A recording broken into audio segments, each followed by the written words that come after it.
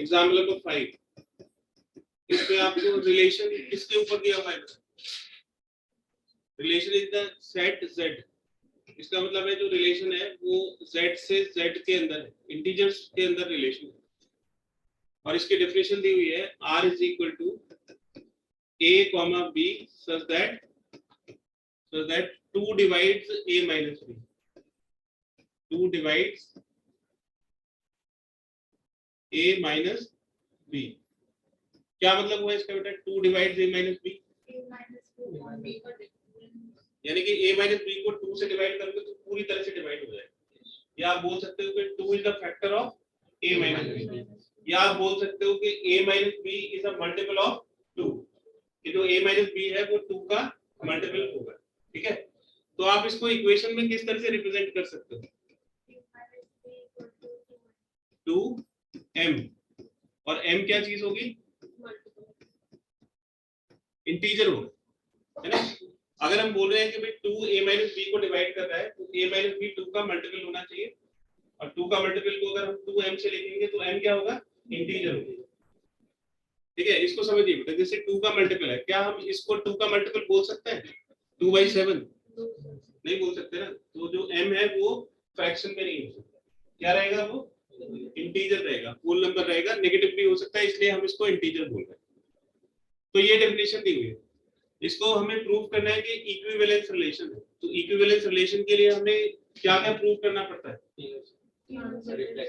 Reflexive, symmetric और transitive. ठीक है, सबसे पहले हम रिफ्लेक्सिव के लिए चेक करते हैं। रिफ्लेक्सिव के लिए आपको जो गिवन सेट है, जैसे इसमें z दिया हुआ है, z के अंदर से कितने एलिमेंट्स को सिलेक्ट करना होगा?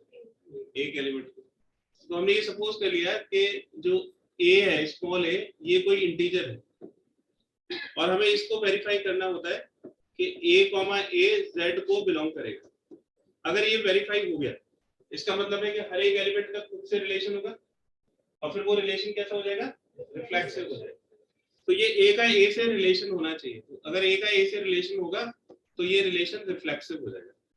अब इसमें डेफिनेशन लगा दीजिए बेटा, a minus b is equal to 2m। तो यहाँ b की प्लेस पे a ही आ जाएगा, तो 0 is equal to 2m, which is true. 0 हर किसी का मल्टीपल होता है, विच इज ट्रू। तो 0 का 2 का मल्टीपल है, इसलिए ये ट्रू है। तो this implies r is reflexive. तो ये r रिफ्लेक्सिव है, where m is some integer। Clear है बेटा सभी को? अब दूसरा बताइए, सिमेट्रिक के लिए हमें कितने एलिमेंट्स की जरूरत होती है? 2 एलिमेंट्स की। किसमें से लेंगे उन 2 एलिमेंट्स को? इंटीजर्स में, z में से ले लेंगे। तो सिमेट्रिक को चेक करते हैं। सिमेट्रिक, उसके लिए हमें 2 एलिमेंट्स की जरूरत होगी, और वो जो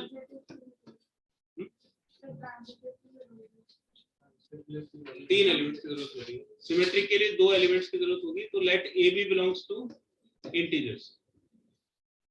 इसमें इनपुट डालिए बेटा, जो सिमेट्रिक का इनपुट होता है। सिमेट्रिक का जो स्टेटमेंट होता है वो एक कंडीशनल स्टेटमेंट होता है, इफ देन वाला, कि अगर a b z को बिलोंग करेगा तो b a b z को बिलोंग करेगा। उसमें a b belongs to z input है, और b a belongs to z उसका आउटपुट है। तो इसमें इनपुट डालिए। हम ये कंसीडर करके चल रहे हैं कि a b belongs to r है। तो इसकी डेफिनेशन क्या दी हुई है?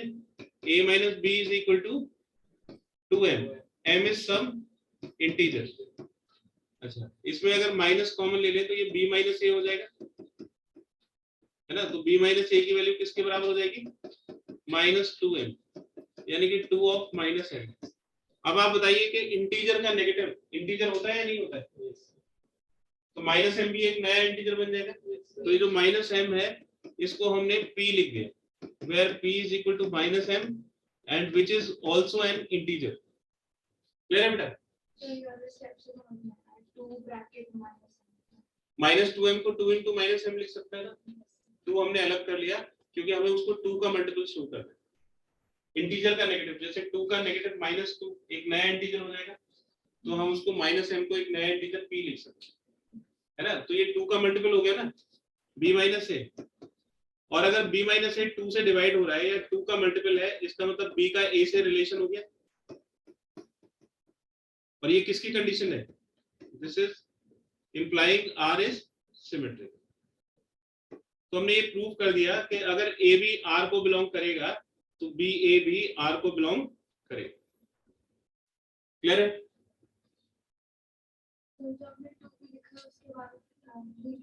बस यही तो डेफिनेशन है बेटा. a minus B is a multiple of 2.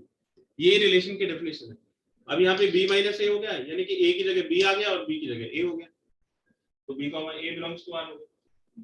इसको रिवर्स करके देखिए, अगर b a r को बिलोंग करेगा तो आप ऐसे लिख सकते हो या नहीं? है ना? तो b minus a is equal to 2b को हम b a belongs to r लिख सकते हैं, तो r सिमेट्रिक है. ठीक है. अब ट्रांजिटिव पे आइए बेटा. ट्रांजिटिव के लिए कितने एलिमेंट्स की रिक्वायरमेंट होती है? 3 एलिमेंट्स की रिक्वायरमेंट होती है. अच्छा, वो तीनों एलिमेंट आप कहां से लोगे? इंटीजर से. तो a b c ये हमने 3 एलिमेंट लिए. ट्रांजिटिव का जो स्टेटमेंट होता है उसका इनपुट क्या होता है? ट्रांजिटिव का स्टेटमेंट का इनपुट, मैं आपको ट्रांजिटिव का स्टेटमेंट लिख के दिखाऊं. क्या लिखेंगे? a b belongs to r, b c belongs to r. ये तो इनपुट है और हमें प्रूव क्या करना पड़ेगा? a c belongs to r. ये ट्रांजिटिव का स्टेटमेंट हो गया. ये जो ऊपर वाला है a b belongs to r, b c belongs to r, this is input of the statement या this is condition of the statement. और जो नीचे लिखा हुआ है b c a c belongs to r, this is result of the statement या output of the statement. Clear है बेटा? तो इसमें गिवन है कि a b का रिलेशन है, गिवन है कि b c का रिलेशन है, और प्रूफ क्या करना है कि a और c का रिलेशन है. तो किसको एलिमिनेट करना पड़ेगा? इसको b को एलिमिनेट करना पड़ेगा. अगर हम इन दोनों कंडीशन से b को एलिमिनेट कर दें तो a और c रिलेट हो जाएंगे.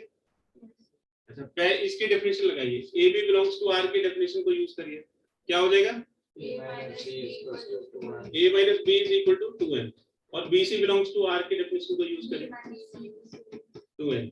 इन दोनों इक्वेशंस में हम क्या करें? प्लस कर दें. प्लस करने से क्या हो जाएगा? b कैंसिल हो जाएगा. तो ये हो जाएगा a minus b plus b minus c is equal to 2m plus 2n. ये b से b कैंसिल हो जाएगा. तो क्या हो गया? a माइनस c, इसमें से 2 कॉमन लो, ये m प्लस n आ जाएगा. अच्छा, दो इंटीजर्स का सम कितना होता है बेटा? इंटीजर होता है. तो इसको हमने q कंसीडर कर लिया, where q is equal to m plus n is also an integer. तो इसको आप ऐसे लिख सकते हो 2 divides a minus c, है ना? और ये डेफिनेशन हो गई ac belongs to r. Clear है? तो r क्या हो गया बेटा? तो this implies r is transitive. तो r transitive. तो तीनों प्रॉपर्टीज को हमने इसमें शो कर दिया. r is reflexive, r is symmetric and r is transitive. So as r is all reflexive, symmetric and transitive. r reflexive भी है, symmetric भी है और transitive भी है. So this implies r is an equivalence relation. r is an equivalence relation.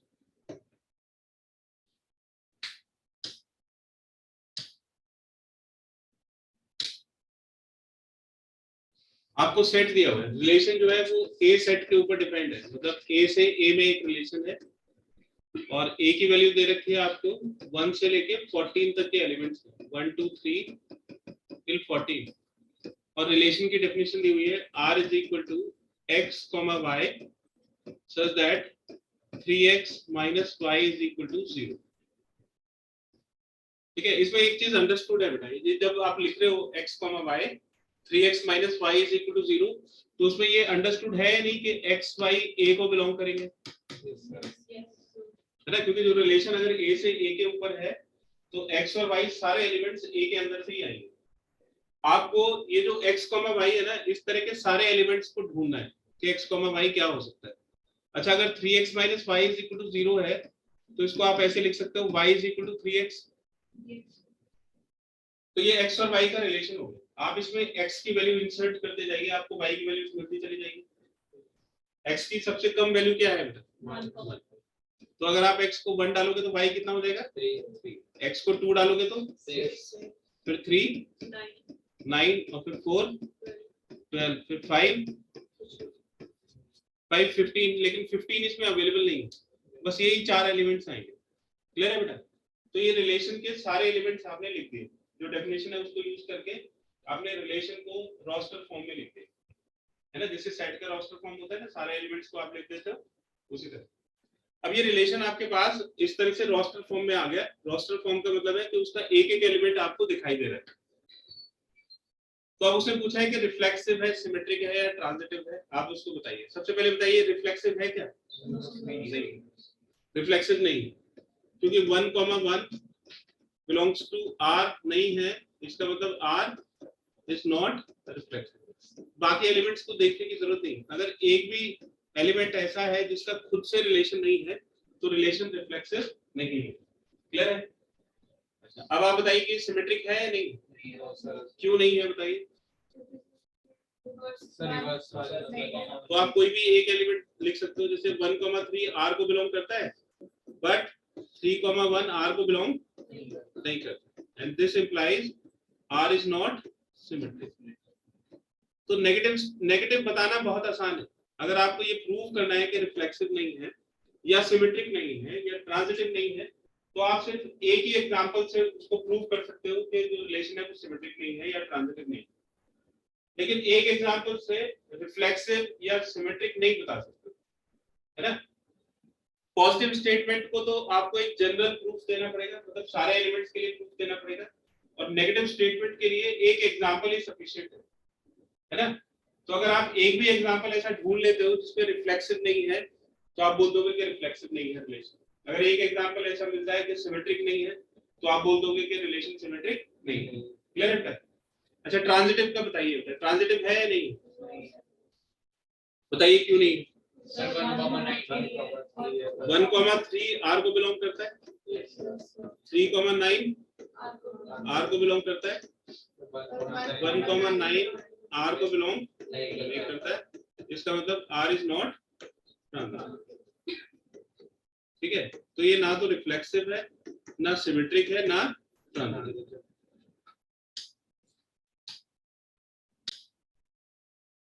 Question number 2 इसी का एक एग्जांपल है, आप इसमें एक नोट लिख दीजिए। फॉर नेगेटिव स्टेटमेंट्स,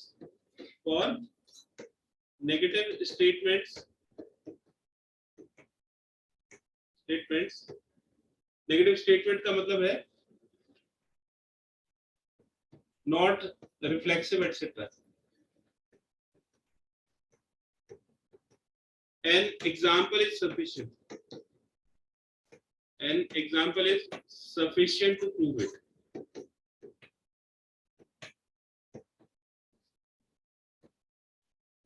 अब क्वेश्चन नंबर 2 भी ऐसा ही है, उसमें भी प्रूव करना है कि ना तो रिफ्लेक्सिव है, ना सिमेट्रिक है, ना ट्रांजिटिव।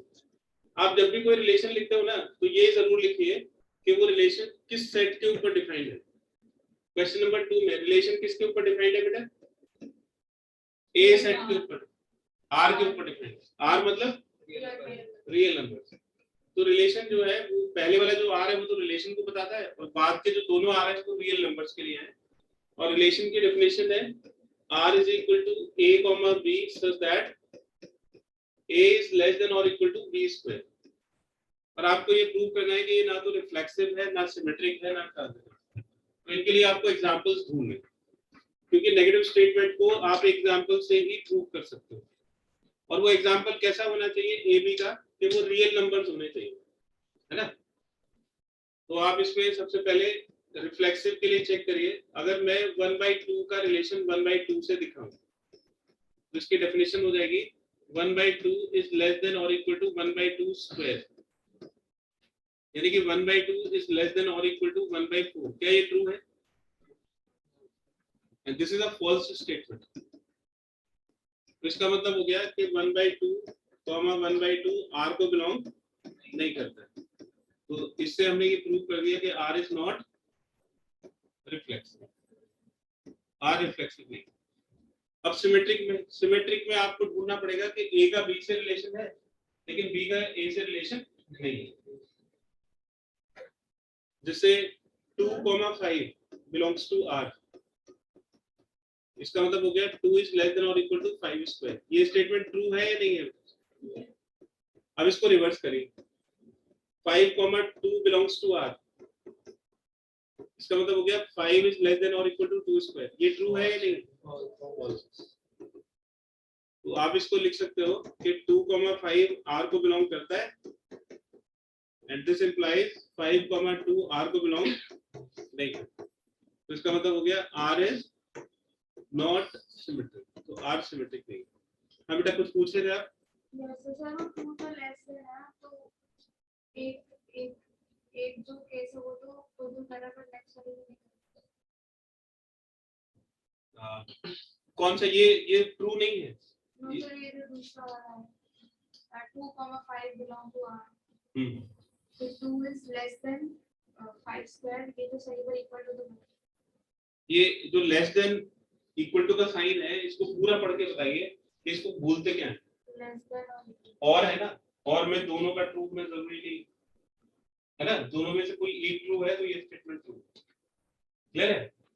ये लेस देन एंड होता, एंड तो हो ही नहीं सकता था, जो लेस देन है वो इक्वल टू कभी हो ही नहीं सकता, तो फिर ये सिंबल का कोई मतलब ही नहीं है। लेस देन और इक्वल टू का मतलब है कि दोनों में से अगर एक भी चीज ट्रूथ है तो ये स्टेटमेंट ट्रू। क्लियर है? तो जो आर है वो सिमेट्रिक नहीं है। अब आपको ढूंढना है ट्रांजिटिव का रिलेशन। नॉन ट्रांजिटिव के लिए आपको क्या प्रूव करना पड़ेगा? मैंने आपको बताया था सिर्फ एक केस में ट्रांजिटिव नहीं होगा। नॉट ट्रांजिटिव के लिए ए का रिलेशन बी से होगा, बी का सी से होगा, और ए का सी से नहीं होगा। तो आपको ऐसा ढूंढना है कि भाई ए और बी का रिलेशन हो, बी और सी का रिलेशन हो, लेकिन ए और सी का रिलेशन ना हो। तो ए बी सी की क्या वैल्यूज आप ऐसे ढूंढ सकते हो?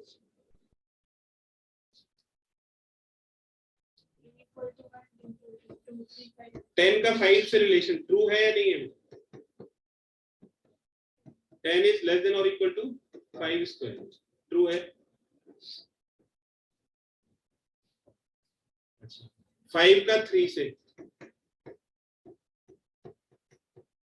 5 इज लेस देन और इक्वल टू 3 स्क्वायर, ये ट्रू है, ये भी ट्रू है। तो अब हम किसका रिलेशन शो करेंगे बेटा? 10 का 3 से, तो ये हो गया 10 इज लेस देन और इक्वल टू 3 स्क्वायर, ये ट्रू है या नहीं? फॉल्स। ठीक है, तो इसका मतलब हो गया कि 10 का 5 से रिलेशन है, 5 का 3 से रिलेशन है, एंड दिस इंप्लाइज 10 का 3 से रिलेशन नहीं। ठीक है, तो इससे आप बोल सकते हो कि R is not transitive, R is not transitive. Note करिए और इस क्वेश्चन को इंपॉर्टेंट मार्क कर लीजिएगा। Check whether the relation are defined on the set. तो आपको सेट दिया हुआ है 1 2 3 4 5 6 4 5 6 और रिलेशन को डिफाइन किया हुआ है r is equal to a comma b, और ये जो b is equal to a plus 1। आप अपने दिमाग में रखिए कि ये जो a b है ये a के एलिमेंट्स है ना। आप इसमें a की वैल्यू इंसर्ट करिए तो b की वैल्यू आपको मिल जाएगी। अच्छा, a की वैल्यू 1 होगी तो b कितना होगा? 2 होगा, और a की वैल्यू 2 होगी तो b 3 4 4 5 5 6 और 6 7 होगा नहीं क्योंकि 7 इसको बिलोंग नहीं करता है ना। ये बन गया। अब आप बताइए ये रिफ्लेक्सिव है? नहीं। ठीक है, और सिमेट्रिक है? नहीं है। 1,2 है, 2,1 नहीं है। ट्रांजिटिव है? ट्रांजिटिव नहीं। 1,2 है, 2,3 है, तो 1,3 होना चाहिए था, लेकिन 1,3 इसके अंदर नहीं है। कर लोगे ना इसे? और बताइए बेटा, इसके बाद और कोई डाउट है किसी? 8 से पहले किसी को कोई डाउट है बेटा? सर ट्रांजिटिव में अगर जैसे इस वाले केस में नहीं होना था पहले वाला, तो बाद के 3 एलिमेंट्स में ऐसा हो जाता तब वो तो बताइए सारे एलिमेंट्स के लिए होता है। अगर एक भी एलिमेंट आपको ये बताता है कि ट्रांजिटिव नहीं है तो फिर वो ट्रांजिटिव नहीं है। ठीक है, तो एक ही एग्जांपल से नेगेटिव स्टेटमेंट वेरीफाई हो जाएगा। सर फिफ्थ वाले में हमें चेक करना है तो हम उसमें एग्जांपल लेंगे कि एग्जांपल लेके कर सकते हैं। हाँ, एग्जांपल लेके कर सकते हो। अगर आपको ये दिखाई दे रहा है कि ये रिफ्लेक्सिव नहीं है तो आप एक एग्जांपल से अपनी बात प्रूव कर सकते हो। ठीक है, तो पहले सोचिए कि ये नेगेटिव स्टेटमेंट है या पॉजिटिव स्टेटमेंट है। अगर आपको लग रहा है नेगेटिव स्टेटमेंट है तो आप एक एग्जांपल से अपनी बात को कह सकते हो। ठीक है, तो फिफ्थ क्वेश्चन आप ट्राई करिएगा। नहीं होगा तो पूछिएगा फिर। सर फिफ्थ में जब करा था तो उसमें ये तीनों ही नहीं हो रहे थे। हाँ तो तीनों ही नहीं है, रिफ्लेक्सिव भी नहीं है, पर वो सिमेट्रिक भी नहीं। जनरल केस लेने पे पता चला था कि मैं तो जनरल करके देखा था तब पता चला था कि नहीं, तो फिर ये सोच रहा कि एग्जांपल लेके करें या तो आप अगर आपको ये नेगेटिव पता लग रहा है तो आप एग्जांपल से कर सकते हो, ठीक है। अगर आपको ये नहीं पता लग रहा है कि भाई नेगेटिव है पॉजिटिव है, फिर तो आपको सोचना पड़ेगा कि नेगेटिव स्टेटमेंट है या नहीं, ठीक है। तो आपने जैसे ये देख लिया कि ऐसे ही पता लग रहा है कि रिफ्लेक्सिव नहीं है, a इज लेस देन और इक्वल टू b क्यूब है, तो आप उसका एक एग्जांपल लीजिए और अपनी बात को प्रूव कर दीजिए। अगर आपको नहीं दिखाई दे रहा है तो फिर आपको सोचना पड़ेगा या उसके कई सारे एग्जांपल से आपको वो चीज समझ में आएगी, ठीक है। और बताइए बेटा, 8 से पहले और किसी को कोई डाउट है? क्वेश्चन नंबर 8 देखिएगा। क्वेश्चन नंबर 8 में आपको सेट दिया हुआ है a इज इक्वल टू 1 2 3 4 5, ठीक है, और रिलेशन दिया हुआ है r is equal to a comma b such that modulus a minus b is even, और इसको प्रूव करना है कि ये इक्विवेलेंस रिलेशन है। तो इक्विवेलेंस रिलेशन के लिए क्या होना चाहिए बताइए? तीनों होने चाहिए, ठीक है। ये जो a माइनस b इवन है, इवन का क्या मतलब होता है?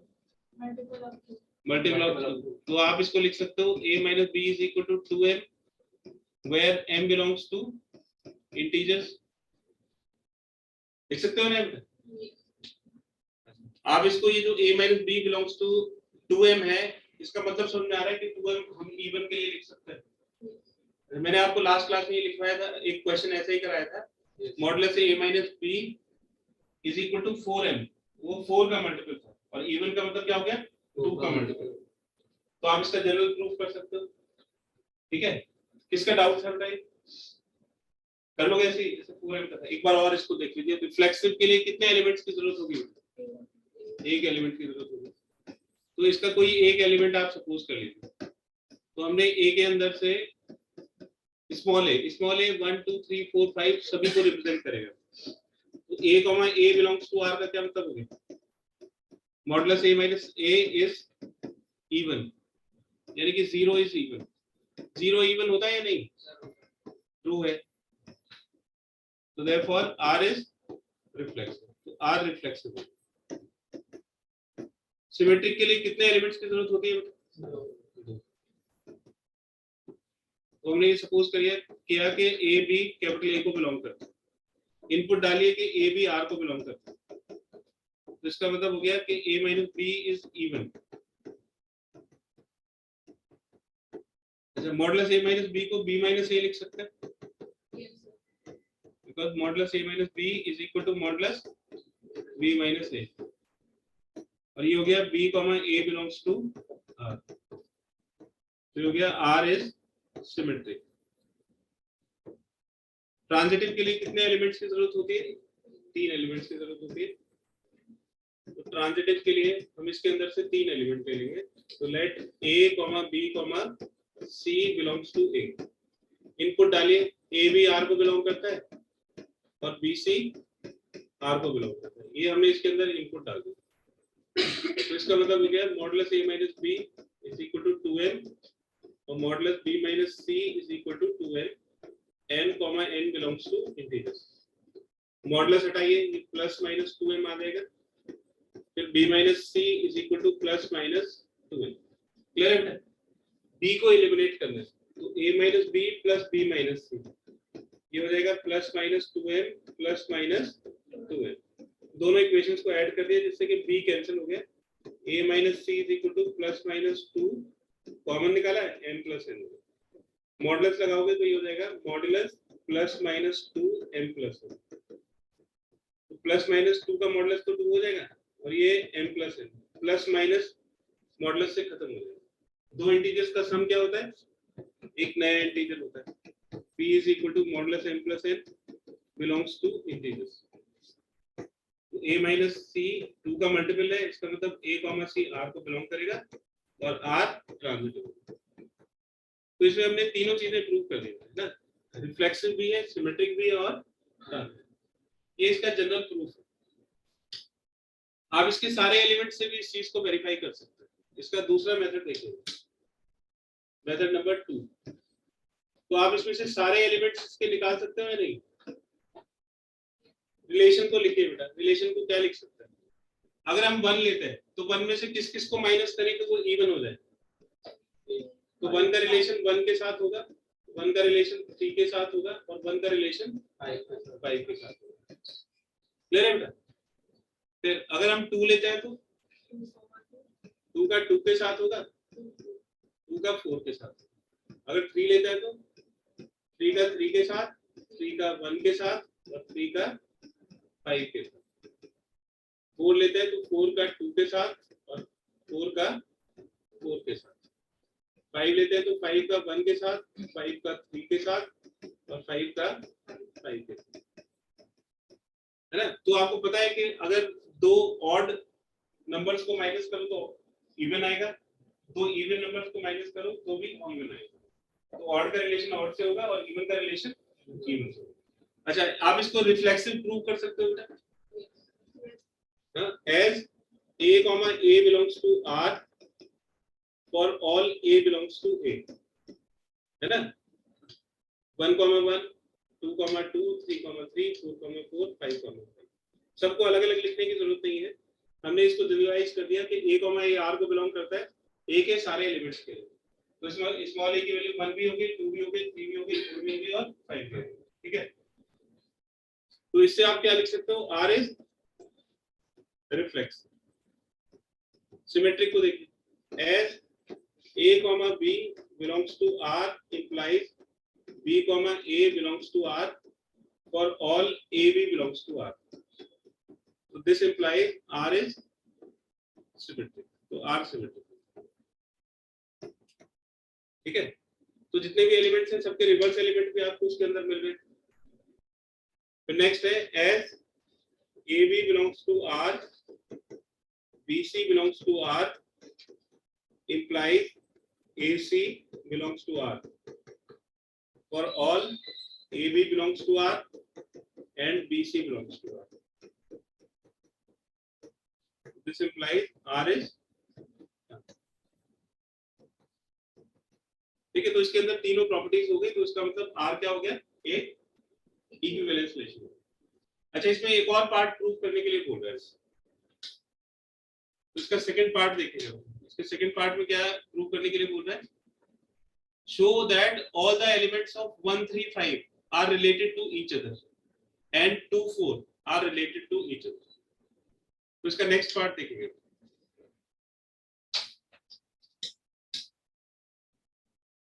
as 1, 3, 1, 5, 1, 1, 3, 3, 3, 1, 3, 5, 5, 1, 5, 3, 5, 5 belongs to R. This implies all elements of 1, 3, 5 are related to each other.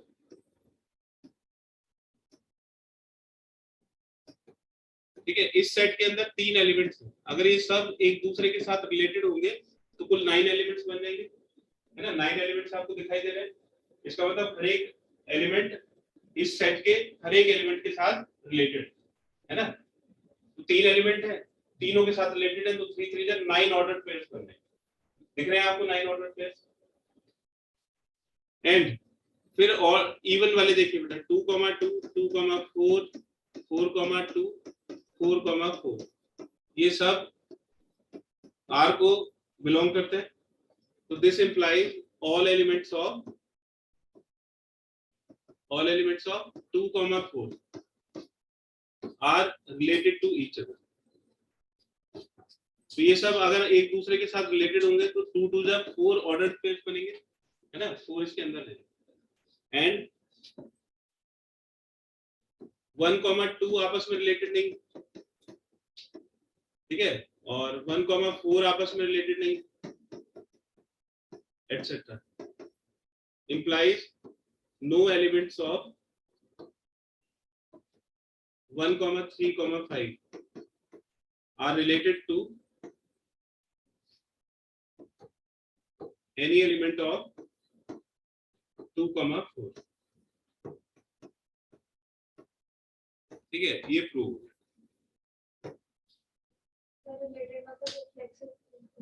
नहीं, रिलेट 1,1 R को बिलोंग करता है, तो इसका मतलब है 1 इज रिलेटेड टू 1. 1,3 R को बिलोंग करता है, इसका मतलब है 1 इज रिलेटेड टू 3. 1 हाँ रिलेशन सेटिस्फाई करता है. तो xy बिलोंग्स टू R का मतलब है कि x is related to y. ठीक है, तो देखिए ये जो पहले वाला सेट था 1, 3, 5, उसका हर एक एलिमेंट उसके हर एक एलिमेंट के साथ रिलेटेड है ना. जैसे 1,1 R को बिलोंग कर रहा है, 1,3 R को बिलोंग कर रहा है, ऐसे 2,4 के सारे एलिमेंट्स एक दूसरे के साथ रिलेटेड है. और 1 जो है वो 2 या 4 के साथ रिलेटेड नहीं है, 3 भी 2 या 4 के साथ रिलेटेड नहीं है, और 5 भी 2 या 4 के साथ रिलेटेड नहीं है. यानी कि 1, 3, 5 का कोई भी एलिमेंट 2, 4 वाले सेट से रिलेट नहीं करता है. ठीक है, ये प्रूव करना था. तो आप इसको जो सेकंड वाला पार्ट है ना उस तरह से प्रूव कर दें. ठीक है, नोट करिए बेटा.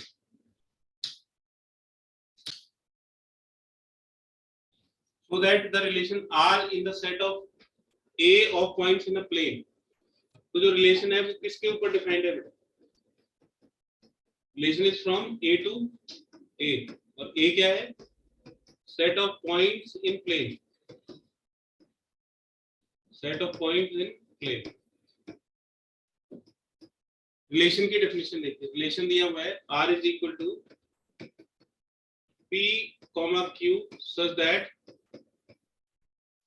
Distance of the point P from origin.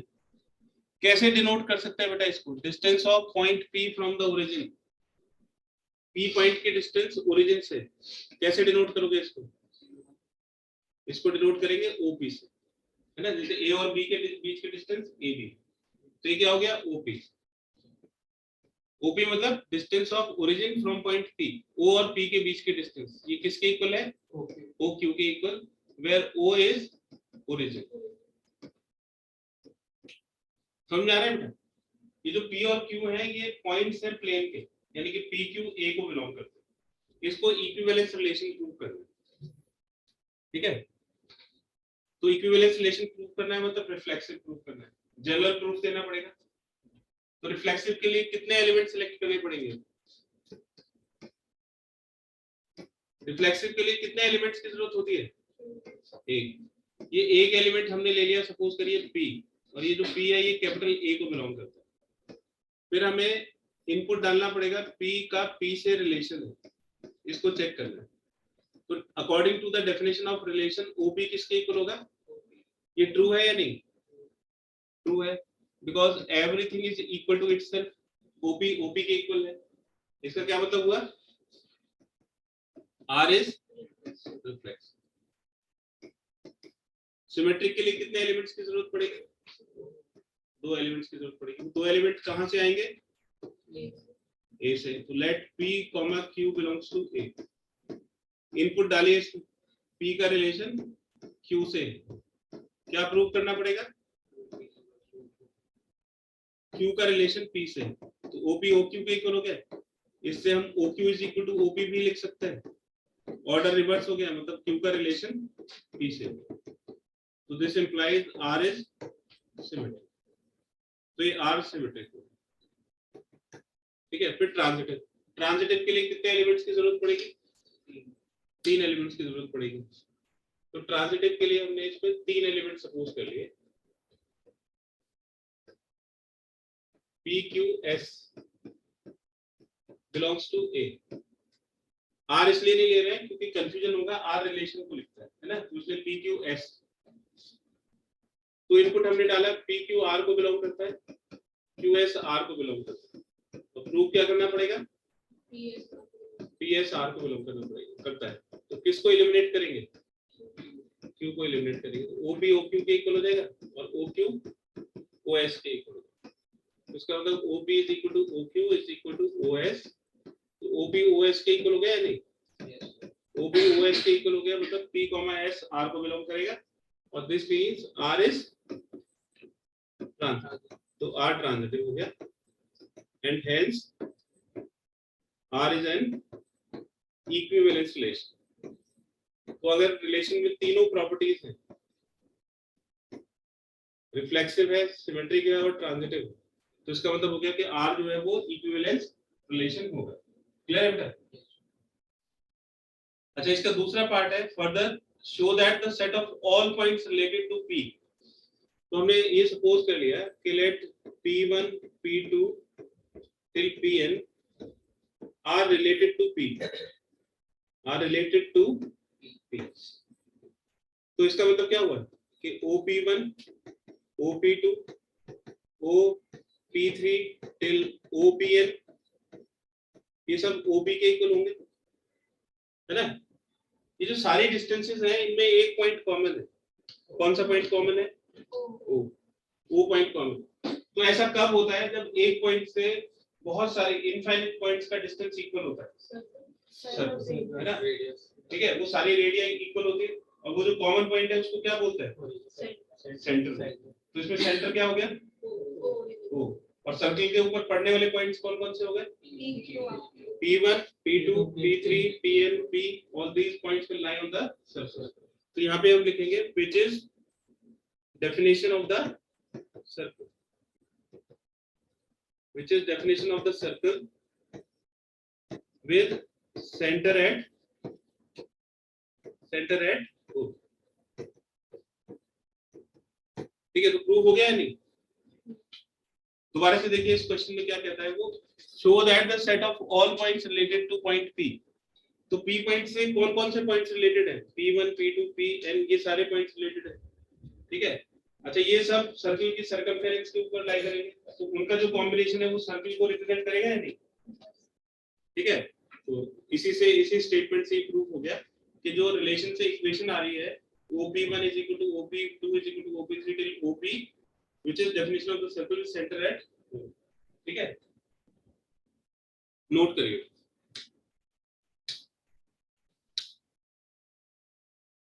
ठीक है, तो इसमें चेक करना है रिफ्लेक्सिव। तो जब भी चेक करना हो ना कि रिफ्लेक्सिव सिमेट्रिक या ट्रांजिटिव, तो आप उल्टा चेक करिए। आप चेक करिए कि नॉट रिफ्लेक्सिव के लिए तो ऐसा एग्जांपल ढूंढिए जिसमें वो रिफ्लेक्सिव ना हो। क्यूब करने पे खुद से छोटा बनाना चाहिए। हाँ, -2 का क्यूब कितना हो जाएगा? -8। तो -2 बड़ा है और -8 छोटा है, तो नेगेटिव नंबर ऐसे ले सकते हैं। जैसे -2 का -2 से रिलेशन लिखो। ठीक है, तो ये हो जाएगा -2 इज लेस देन और इक्वल टू -2 का क्यूब। तो ये हो गया -2 इज लेस देन और इक्वल टू -8। फॉल्स है ना? -2 बड़ा होता है, फॉल्स स्टेटमेंट हो गया। इसका मतलब हो गया R इज नॉट रिफ्लेक्सिव। तो R रिफ्लेक्सिव नहीं। अब इसी तरह से सिमेट्रिक पे फोकस नहीं करना है, फोकस किस पे करना है? Not symmetric. नॉट सिमेट्रिक कब होगा? जब A का रिलेशन B से होगा और B का रिलेशन A से नहीं। ठीक है, तो ऐसा ढूंढिए कि A का B से रिलेशन हो और B का A से ना हो।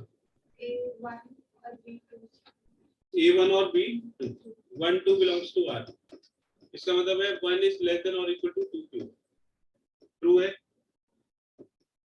एंड 2,1 चेक करिए, 2,1 belongs to R। इसका क्या मतलब हो जाएगा? 2 is less than or equal to 1 cube. ये फॉल्स हो गया। तो इसका मतलब हो गया कि 1,2 R को बिलोंग करता है, बट दिस इंप्लाइज 2,1 R को बिलोंग नहीं करता। ठीक है, तो this implies R is not symmetric. तो R जो है वो सिमेट्रिक नहीं। ऐसे ट्रांजिटिव के लिए रिलेशन ढूंढिए, तो आपको फोकस करना है इस बात के ऊपर कि जो रिलेशन है वो ट्रांजिटिव नहीं है। ऐसा ढूंढिए। रिलेशन ट्रांजिटिव कब नहीं होगा?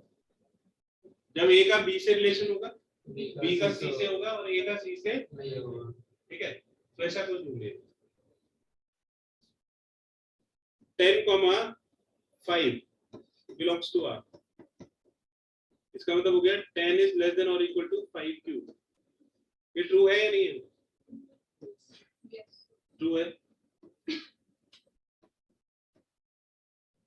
5,2 belongs to R। 5 is less than or equal to 2 cube. True है या false? 10,2 belongs to R। 10 is less than or equal to 2q, ये false हो गया.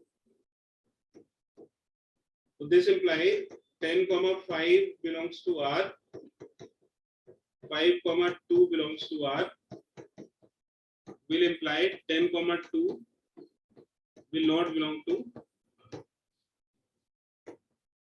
So this means R is not. तो जब आपको चेक करना होगा तो आप किस चीज पे फोकस करोगे? और अगर आपको कोई ऐसा रिलेशन नहीं मिल पा रहा है, कोई ऐसा एग्जांपल नहीं मिल पा रहा है कि आप उसको नेगेटिव प्रूव कर सको, तो फिर आप उसका जनरल प्रूफ कर दीजिए, है ना? और बताइए बेटा, इसके बाद और कोई डाउट है तो? Question number 13. आप जैसे ही उसको लिखोगे ना, रिलेशन को आप ये सारी जो लैंग्वेजेस को छोड़ के रिलेशन को अलग से लिखोगे तो आपको अपने आप ही समझ में आ जाएगा. रिलेशन किस सेट के ऊपर डिफाइंड है बेटा? रिलेशन ए से ए में है. अब ए को बताइए, ए क्या चीज है? Set of all polygons. Polygons का मतलब है ट्रायंगल्स, क्वाड्रिलेटरल्स, पेंटागन, सब कुछ इसके अंदर आएगा. अब रिलेशन को डिफाइन करिए. रिलेशन दे रखा है R is equal to P1 का रिलेशन P2 से. P1 और P2 A को बिलोंग करेंगे. इसका मतलब है कि P1 और P2 पॉलीगन्स है. और उसमें कंडीशन क्या दी हुई है? P1 and P2 have same number of sides. मतलब इसमें जो है वो सेम नंबर ऑफ साइड्स होंगे. तो जिन पॉलीगन्स में सेम नंबर ऑफ साइड्स होंगे उनका रिलेशन होगा, और जिसमें सेम नंबर ऑफ साइड्स नहीं होंगे उसका रिलेशन नहीं होगा. इसको क्या प्रूव करना है? इक्विवेलेंस, है ना? तो रिफ्लेक्सिव प्रूव करना है, सिमेट्रिक और ट्रांजिटिव. पॉजिटिव प्रूव करना, नेगेटिव स्टेटमेंट प्रूव नहीं करना. तो पॉजिटिव के लिए, रिफ्लेक्सिव के लिए आपको कितने एलिमेंट्स की जरूरत पड़ेगी? एक एलिमेंट की जरूरत पड़ेगी. वो एक एलिमेंट कहां से आएगा? ए से. तो हमने एक एलिमेंट ले लिया P फॉर पॉलीगन. ये A को बिलोंग करता है क्योंकि A के अंदर क्या है? पॉलीगन, है ना? तो P बिलोंग्स टू A. अब हम P को P से रिलेट करेंगे. P का P से रिलेशन है. तो अगर P का P से रिलेशन है तो इसका मतलब है P and P have same number of sides. ये ट्रू स्टेटमेंट है या नहीं? दोनों सेम ही चीज है तो उसमें सेम नंबर ऑफ साइड्स होंगे. And this is a true statement. So this implies R is reflexive. Symmetry के लिए कितने एलिमेंट्स की जरूरत पड़ेगी? दो एलिमेंट्स की जरूरत पड़ेगी. दो एलिमेंट कहां से आएंगे? A से आएंगे. तो हमने ये दो एलिमेंट सपोज कर लिए P1 और P2 A के अंदर. ठीक है. अब इसको हमने इनपुट डाला कि P1 का P2 से रिलेशन है. तो अगर P1 का P2 से रिलेशन होगा तो उसका मतलब है P1 and P2 have same number of sides. तो P1 और P2 में सेम नंबर ऑफ साइड्स है. करेक्ट है बेटा?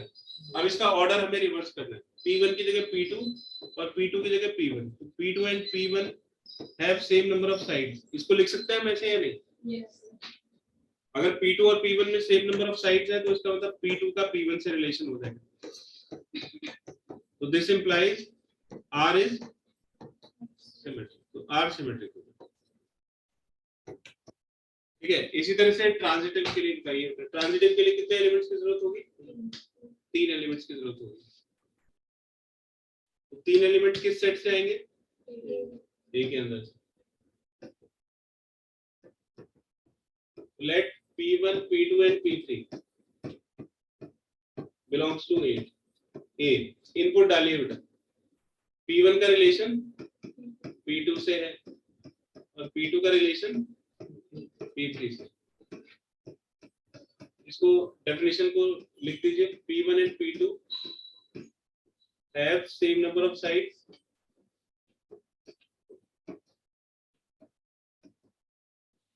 and P2 and P3 have same number of sides. किसको एलिमिनेट करना है बेटा इसमें से? P2 को. तो हम ऐसे इससे ऐसे लिख सकते हैं कि P1 and P3 have same number of sides.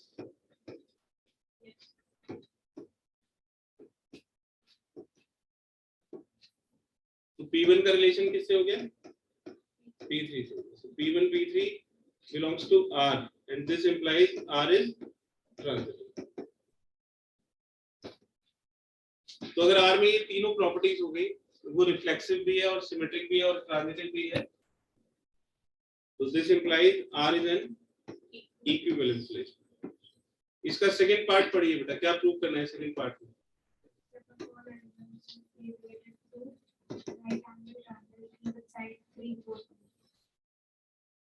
तो आपको एक सेट दिया हुआ है ना, तो सेट सपोज करिए बी है and this is all elements related to a triangle with sides